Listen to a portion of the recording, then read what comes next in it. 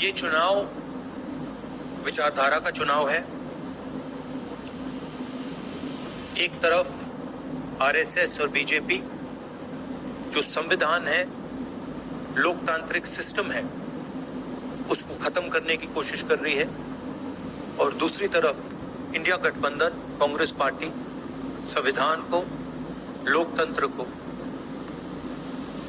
Defend करने की कोशिश कर रही है, उसकी रक्षा कर रही है। चुनाव में 2-3 बड़े मुद्दे हैं।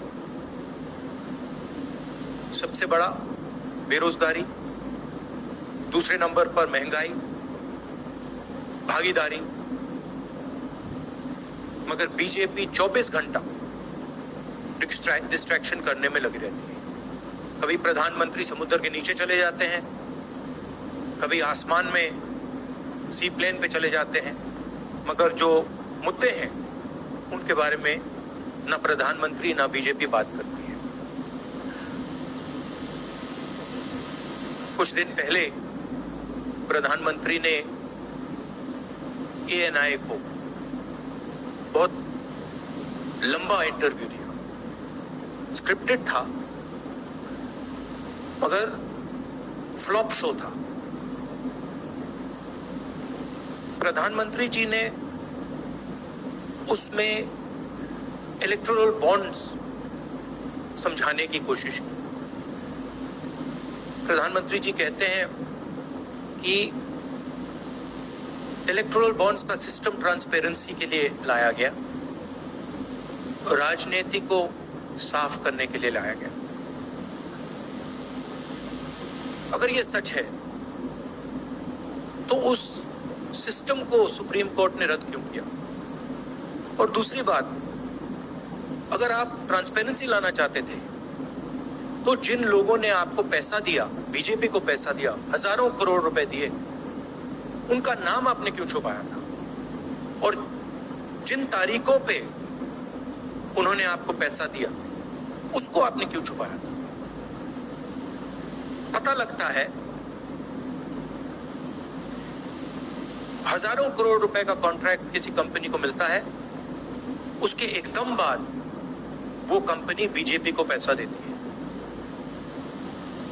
सीबीआई की इंक्वायरी होती है, ईडी की इंक्वायरी होती है, किसी कंपनी पर शुरू होती है, उसके 10-15 दिन बाद कंपनी करोड़ों रुपए बीजेप. को देती है और फिर सीबीआई की इंक्वायरी, ईडी की इंक्वायरी बंद हो जाती है. सड़क पे इसको एक्सटॉर्शन कहते हैं, एक्सटॉर्शन कहते हैं सड़क पे.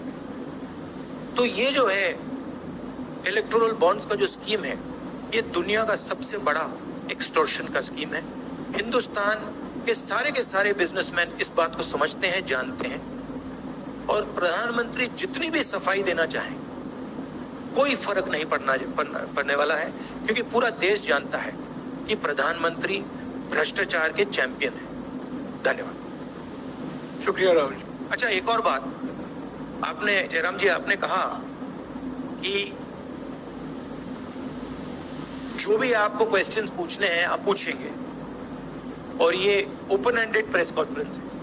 बट इसमें एक और बात, मुझे पहले ही 2-3 बीजेपी वाले क्वेश्चंस पता लग जाते हैं, तो वो तो पूछे जाएंगे, तो उनके लिए मैं तैयार हूं.